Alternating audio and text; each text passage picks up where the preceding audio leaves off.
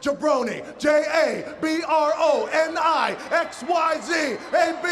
oh, it doesn't matter, you spell jabroni.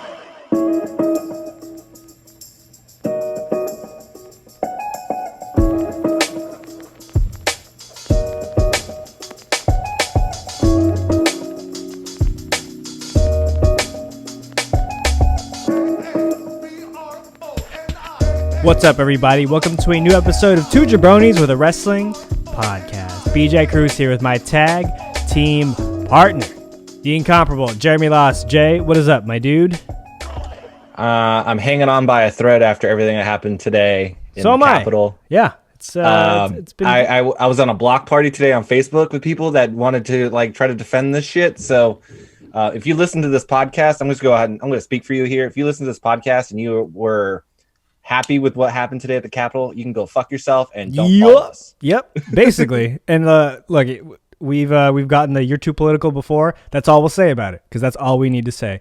We apologize for missing last week. The holidays kind of caught up to us, but hopefully you did dive into our Patreon Rock and Talk show on the Fight Game Media Patreon. We talked about The Rock taking over as the leader of the nation.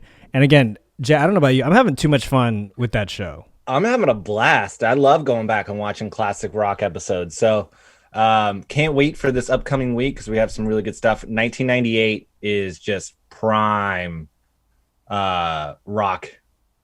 And Monday Night Raw is just like everything that I loved when I was a kid. So yeah, check us out on Patreon. It's a fun episode. And we're actually giving away some Patreon subscriptions. So first off, I'll say that click the link below to subscribe. But if you want a free subscription, we're going to give out 3 subscriptions, one from each tier. We have a $5 tier, a $10 tier, and a $15 tier. And all that money doesn't go to us. We're part of the Fight Game Patreon network, if you will. Our friends over at Fight Game Media, also on Blue Wire. Double G running the show over there. There's a lot of great shows and a lot of good people involved in that, and you should go check them out. We're honored to be part of it. If you're unfamiliar, we are just going over the career of The Rock. It was a long career. It was an illustrious career. It was a legendary career, and we're really breaking it down. We're really reliving our childhood, our glory years. In a fun way. We're not really getting into the nitty gritty about some dirt sheet stuff. We're getting into it, but we're also trying to keep it pretty light and really just kind of reflect our love for The Rock. Right. We're not going to sit here and pretend that we are 2 of the biggest wrestling historians in the world. Right. We'll leave that to the Dave Meltzers of the world and people who can actually classify themselves as a wrestling historian. But I will say this. It's a lot of fun. We're reliving our childhood, so relive it along with us. We're giving away 3 subscriptions, one $5, $10, and $15 tier. I'll put this tweet in the description so you can enter to win a free subscription for 1 month. I thought you were giving away a free Subway sandwich. That's actually next month's giveaway. It's a free Subway sub. So to win a subscription, there's I put this out on Twitter on the account the other day. All we ask is that you cut a 20-second promo. It can be and it has to be about why you deserve the subscription. So click the link in. I'll have that link and the link to subscribe as well in our description, along with a bunch of other great links. But if you want to subscribe and listen to us just talk about The Rock exclusively, eventually The Rock will be on the show. I don't know if that's true. I'm trying to speak it into existence. And it is. I'm just going to spam his account until he answers us. Yeah. And if he were to show up on the show, I don't know if I'd be able to speak. It would just be silence for probably an hour while The Rock asks if we're okay. But that's totally fine. I think that would make for great podcasting. All right. It is, we have a lot to catch up on, but there's this one topic that has irked the 2 of us for the past couple of days, and we're really going to get into it, and we're going to steer away from the CNN talkings of the world. It is now time to stick to wrestling. And for this week's Stick to Wrestling, we're unfortunately talking Drew McIntyre and Goldberg at the Royal Rumble for the WWE title. And I could just feel and hear like life being sucked out of you when you say that. I feel like Harry Potter when I'm sorry, Sirius Black when he's just in Azkaban, just getting his soul sucked out by what are those guys called? Dementors? By the Dementors. Yeah, I mean, it's WrestleMania season, so you know what that means. Like, Vince will drag any old piece of trash wrestler that he can to try to pop a rating, and we get Goldberg again. And look, I sort of get it. Like, no, I don't. No, don't do that to yourself. No. I have to rationalize. That way I can complain. That's how I'm justifying it to myself. Look, at least it's not Mania. I'll start there. If this was the WrestleMania, will be. No. Let's please don't do that. Don't do that. You don't do that. So look, at least it's the Royal Rumble. Look, it's still a big deal. It's still one of the big four. It sucks that no one else is kind of getting that stage when in the past they have used the Royal Rumble as a stage to elevate certain people. Like when Finn took on Brock Lesnar for the title, you knew Finn wasn't going to win at the Rumble, but it was like, oh, that's legit. Like I'm gonna watch that. They debuted the Fiend last year at the Rumble. The Fiend versus Daniel Bryan. That was great. It was incredible. So yeah. I do want to start with that. That I think that's great that they're not, at least knock on wood, forcing Drew Goldberg down our throats for Mania. Man, other than that, there's no silver lining. like someone else deserves this spot. Anyone else. I would rather have had any member of Retribution in this spot than T-Bar, man. T-Bar, Little Mace. Mace. Little Ali. Hell, have it be a handicap match. 3-on-1 for the title. I don't care. I would watch that. Keith Lee. Like, sure, the report is, Meltzer says that, like, they considered nobody ready for this spot. How is nobody ready? You have a 3-hour television show every Monday night. It's your motherfucking job to get somebody ready for that spot, rather than bringing in somebody who's only here once a year, who always puts in fucking bullshit work, puts in the same fucking match, says the same fucking thing, and ends up squashing your most popular champion. Did it last year in Saudi Arabia with The Fiend, and I goddamn guarantee you they're going to do it this year with Drew McIntyre. Oh, I that's where I disagree with you. I don't think there's a shot in hell that he wins. I think this is just another launching pad for Drew to put him even more over. What does beating Goldberg do for Drew? So to marks like you and me, probably nothing. But to a kid who loves Drew McIntyre and whose dad, I guess, used to like Goldberg, like, I think it's for them. It's just for like the mainstream wrestling WWE fan. But do you think that Goldberg takes a couple $1 million to say, like, yeah, I'm going to job out to Drew McIntyre? I mean, yeah. Why not? Like at this point of his career, he has nothing left to prove. Like he did his thing, and he's been champion recently. But I don't. Can they deal with that backlash again? I don't. I mean, I don't think so. I don't think they can, but that I honestly don't think they care. To be honest, I mean, that's fair too. They keep doing this shit. They put Hulk Hogan on television, for Christ's sakes. Like, well, Hulk. I mean, as much as we gripe about Goldberg kind of being back on TV, Hulk is the one that I think pisses me off more. And I don't know if you saw Ali's rant on whatever the post show for Raw is.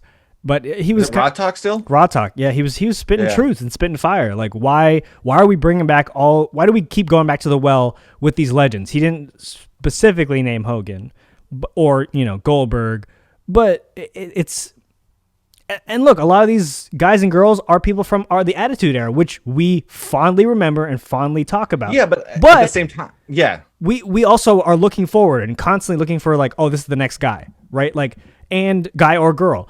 And why Goldberg? My biggest fear, honestly, is not that Goldberg will win. My biggest fear is that Goldberg is going to hurt Drew McIntyre, legitimately. Which is entirely possible. Like, because even in his prime, he was a terrible worker in the sense that, like, he would work stiff and fucking hurt you. So, I mean, it's entirely possible. I understand why they go back to the legends. Obviously, it's to pop a rating. You need to get some eyeballs, especially after the new year. You need people to watch your program.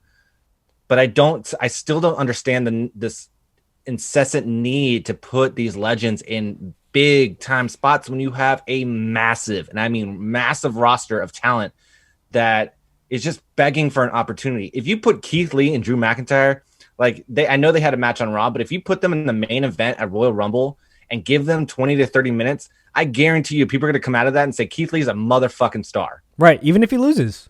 Even if he loses, you give him 20 to 30 minutes, even though they very rarely give that much time anymore. But if you give him 20 to 30 minutes, he's going to steal the show. He's incredible. Regardless of what Vince McMahon thinks, Keith Lee is an incredible worker. Working with Drew McIntyre, two big hosses slapping meat at Royal Rumble, give me that all day long. And then you have just endless amount of talent also on the roster. I mean, obviously he wouldn't be in the title picture, but you have a Ricochet, you have a Sheamus, you have Riddle, you have all these guys that are really, really talented that just are being either shoved down the card and kind of forced to come to this realization that they're probably never going to get this shot. Yeah. Or they're doing stupid ass gimmicks that are ruining their character. So it frustrates me and it makes me not want to watch their product. And I think this is why a lot of eyeballs are going to AEW. And I think this is why a lot of I'm pretty sure that Wrestle Kingdom was one of the most watched Wrestle Kingdoms in a long time, and it happened on a Monday and a Tuesday. Yeah, and I think this is the reason why is because people are looking for something that is well written, that we're seeing excellent wrestling matches first and foremost, and we're giving people shots that maybe not have gotten them in the past. It's just so frustrating to have to see Goldberg come around every fucking WrestleMania season. Say you're next, hit a spear, jackhammer someone's fucking career until it takes 3-4 months for them to recover. Yeah, I mean, because the Fiend. Sorry, I'm on one right now. Because the Fiend was the hottest property going last year. Yeah, it was the best thing going. They were cooking with fire, and then they have him lose, and it just fell off a cliff, and it took Alexa Bliss to revive that. Yeah. I don't know if they'll ever realize how much they damaged the Fiend. And look, that obviously speaks to Bray's work too, where he was like, I'm not going to let this die. I'm going to work my ass off to continue to make it work. So credit to him. But they damn near tried to squash him, and it was a damn shame. And look, I hope, when we disagree on things, I genuinely hope that I'm right more so than you. In this case, I'm praying to everyone that I am right here, because if Drew loses at the Rumble, I will I cry? I don't know if I'll publicly say it. I might do it privately. I might shed some tears. I mean, I'm sure if he loses, they'll probably give him a rematch. But what if the storyline is he loses, he enters the Rumble and wins the Rumble again? No, but he won it last year. That doesn't pop me as much as Keith Lee winning or Big E winning. You know what I mean? Neither of those guys are winning. I mean, should we go here? Let's go here. If that's the case, who is your pick to win the Rumble? Edge. Whoa. That's a good pick. I mean, they're not going to have a crowd. They're going to need something big. And him coming back, winning the Rumble. Man. You don't think it's going to be Edge Orton at Mania? I mean, it could be. I mean, it seems like they're pretty set in this Orton Fiend storyline. It could be Fiend Orton again at Mania. That's true. That's true. And then I suppose, if they have Edge win it, it could be Edge Roman. Ooh, spear versus spear. Yeah. Oh, Edge. They're gonna need a face to go against Roman. Edge on SmackDown, huh? I'm still of the mind it's gonna be Big E. Mainly because I hope that's the case, because Big E Roman at Mania would be sign me up for that all day.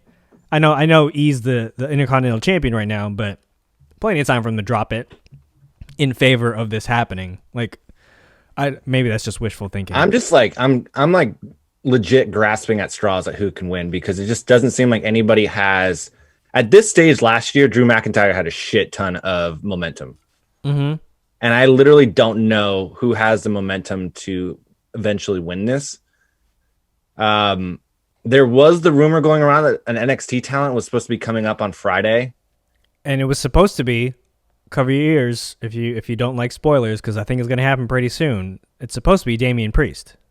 Yeah, and he's supposed to. Are they going to like force him into this family storyline because he looks like Roman Reigns? I hope not. It's just like I bet you Vince is like, man, he looks Polynesian. Right. Yeah, it's like it's just kind of racially insensitive to be like, they kind of look the same. Let's just make them family members.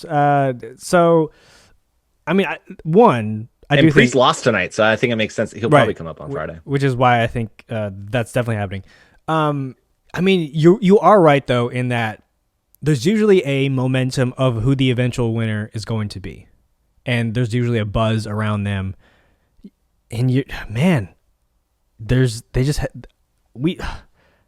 this is just another example of poor booking, right? Like you should be doing that now.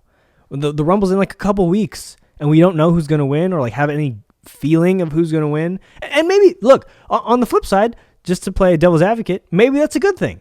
Maybe it will be for once like a shock. It wasn't really a shock when Drew won. It wasn't a shock when Seth Rollins won it before.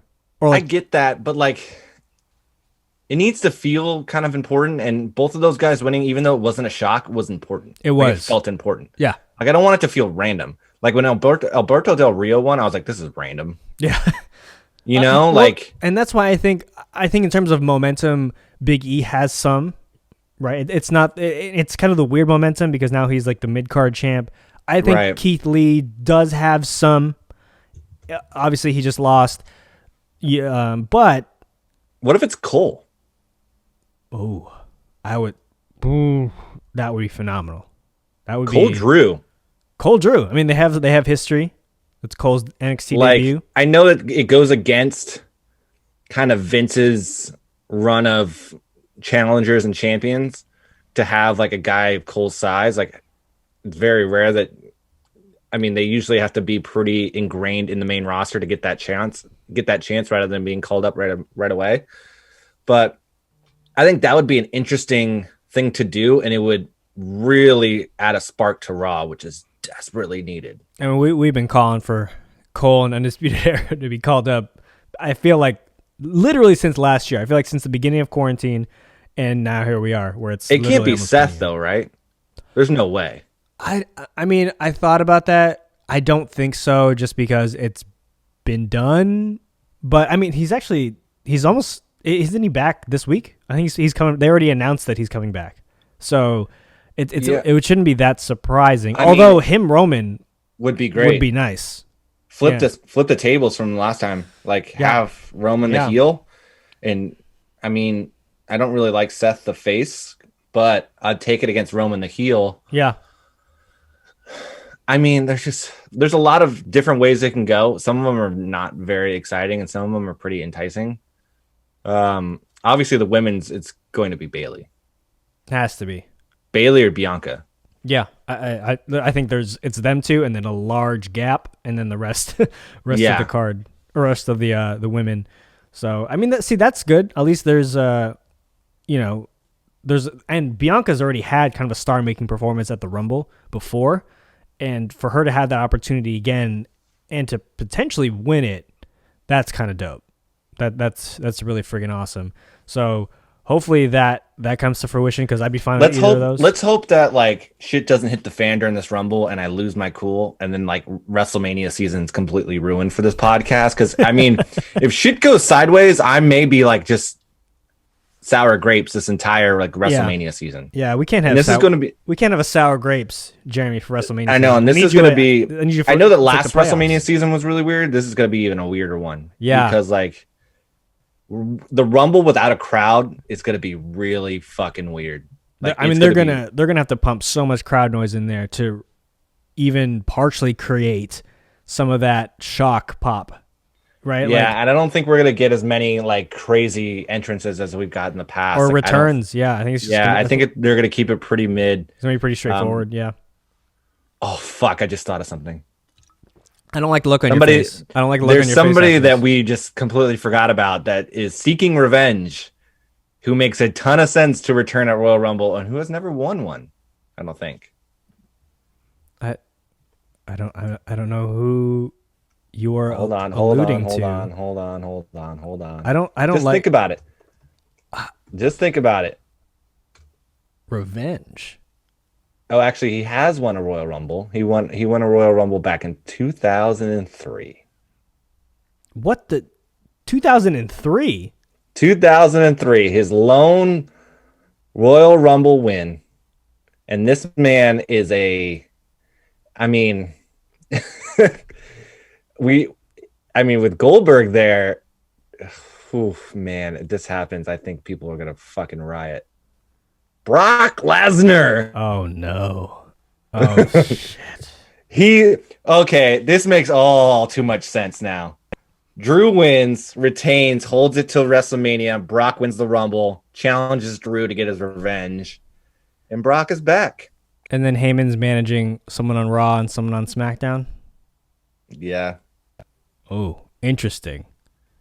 God, man, that just my. I don't know if I'm like getting a little bit of like throw up just coming up. Yeah. Just thinking about this. It's happening. The fact that they have nobody kind of like in that tier that makes sense to win just makes me think that it's gonna be Brock now. God damn it. What a way to end this segment. Now I'm just all sour. Now, you want to talk about sour grapes?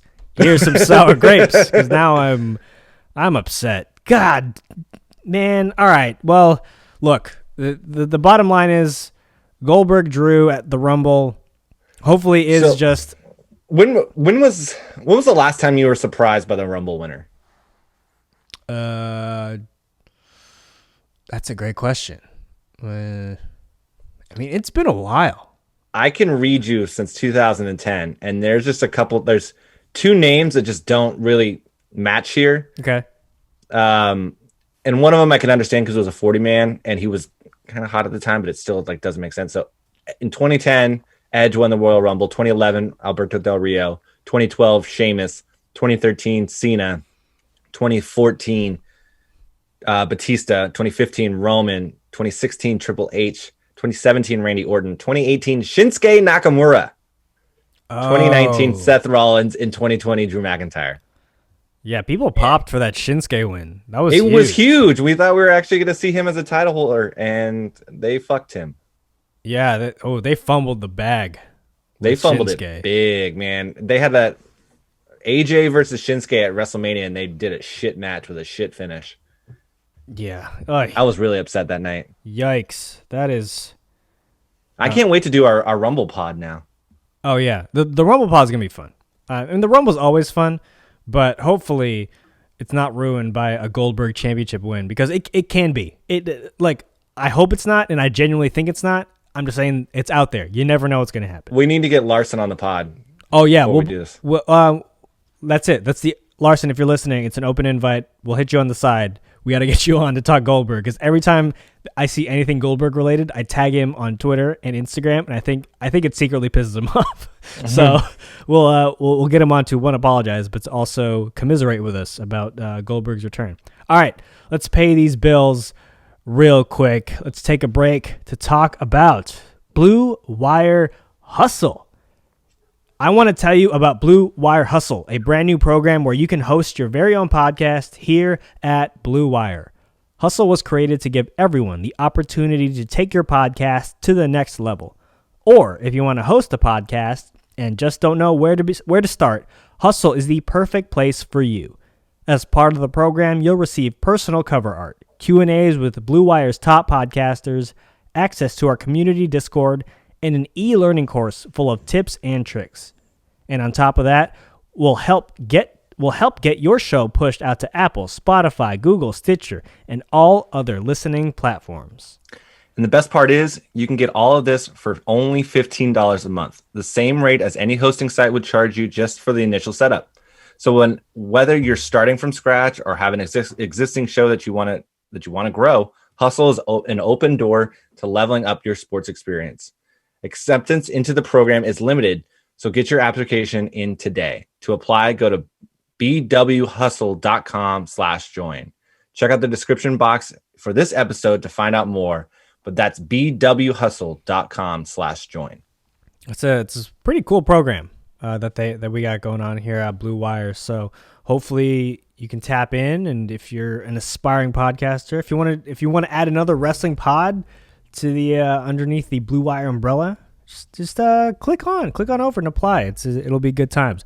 All right, since it is the new year, it is 2021, although it just feels like an extension, continuation of 2020. Yeah, it just feels like December 37th, 2020, which I think was Kyle Madsen's tweet earlier, which was fantastic.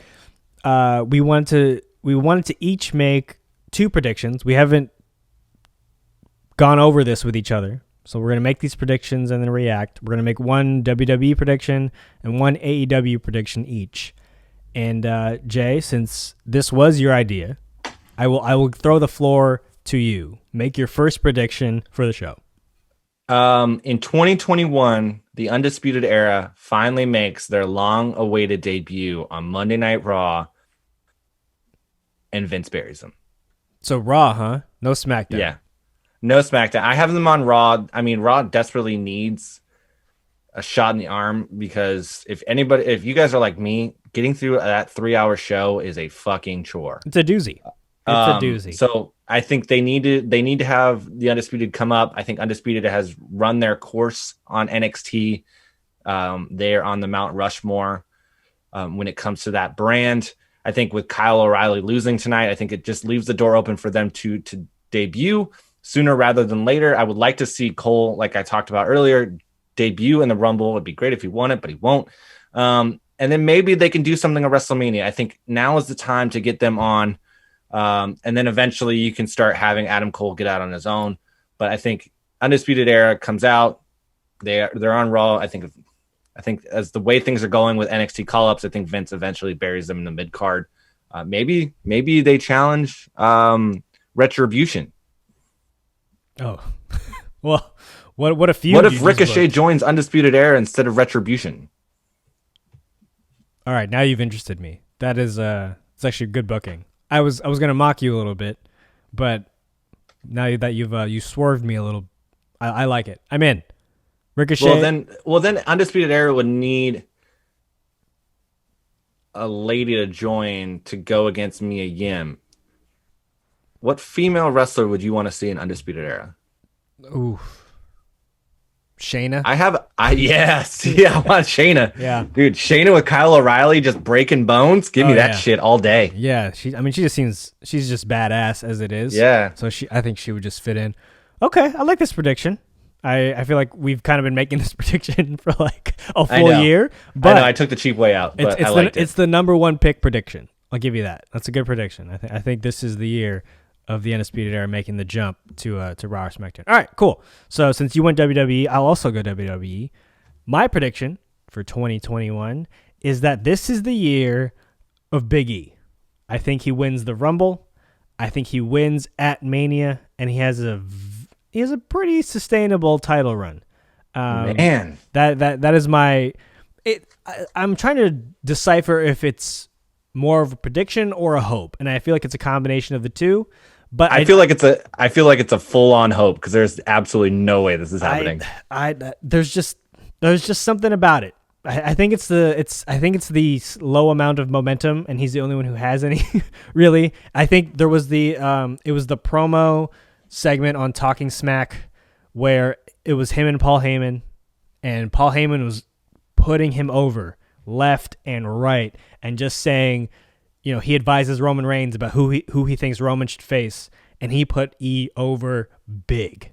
And so that obviously not everyone watches Talking Smack, but it was a moment where, even E kind of took it in and was like, oh shit. And look, they were in character, they were still doing the show. But that is why I think it's E Roman at Mania after Big E wins the Rumble. I think they're going to utilize this Intercontinental title run as kind of a way to gauge him in a more prominent role by himself. Sure. I think he's proven, obviously he's proven himself as a talent, but he's also been doing it in groups. Like when he came up, he was with Dolph, and then he's been with the New Day and obviously established himself as a star. And I think they're going to utilize this as kind of a measuring stick to see how he can do on his own in probably, what is it, storyline B. on SmackDown, storyline C. So, I mean, I would love to see this. I don't think it's gonna happen soon. If he's gonna win the title, it's gonna be closer to SummerSlam. Maybe like after the Intercontinental title run, maybe he loses it and then ends up challenging who's ever the title holder, because then he'll be established as a single star. But we'll see. I like the prediction. I think it's more of a hope at this stage. And that's fine. That's fine for me. But there's just something about it. You're right. There's no clear cut winner, and there's no clear cut momentum with anyone. There's just something about E's run lately where I've been like, yeah, did it start off super slow and he was kind of in some stupid stuff? Absolutely. But he started to kind of find his way a little bit. Yeah. In terms of him being on the path toward winning the title. So yeah, there you go. All right. Tossing it right back to you. So an AEW prediction. I have my AEW one, and this one is definitely more of a hope, but I think this could be done, especially with the Impact kind of partnership. Okay. And if they expand on this, but AEW finds a way to make their women's division relevant. Okay. So, okay. Because right now, and I think this is widely seen across like wrestling fandom, their women's division is sadly underutilized. They have some really good talent, and they just do not do a good job of writing stories for it, promoting it, getting them on shows, and giving them time. There are a few women that actually get a lot of time. Britt Baker, Karushita, Abaddon has been getting some time lately. They give way too much time to Brandy Rhodes. With her being pregnant, it might kind of like shuffle that out. Yep. No hate to Brandy Rhodes. I just don't think I don't want to say she's not worthy of the time, because she's good as a valet. She's decent in the ring, but I think there's just other women there that are more worthy of getting the spotlight and getting the time on television. They also have Big Swole, and I think if they start integrating some of these women over at Impact, whether it's Jordan Grace or Taya Valkyrie or Deonna Purrazzo, or all these women that they have in Impact's, I would say Impact's women's division is probably the second best in wrestling behind NXT. Yeah, I would definitely put it above Raw and SmackDown, because like Raw and SmackDown, yes, they have bona fide stars in Asuka and Charlotte Flair and Becky, and Bayley and Sasha. It's top but heavy. It's like it is a drop off from there, and there's no disrespect. Bianca's getting up there. But it's very top heavy, and I think Impact's is very solid from top to bottom. So I would love to see them integrate some Impact stars, start doing the crossovers again, and really make women's wrestling an emphasis in 2021, because I think they do have the talent. They just need to really write it up and put a lot of emphasis on it. They do a great job with their men's division and their tag team division. Now it's time to put the shine on the women's division. Okay, I like that. Very hopeful as well. I like it. We're trying to start. We're feeling positive. We're trying to start 21 with more positive thoughts and more positive vibes. I like it. I like your vibe on that. All right, my prediction for AEW, kind of along the lines of this Impact connection that they have now.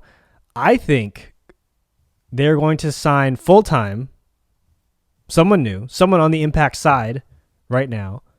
And that would be Chris Bay. I think he's gonna jump ship. Friend of the pod, Chris Bay. I think he's gonna jump ship.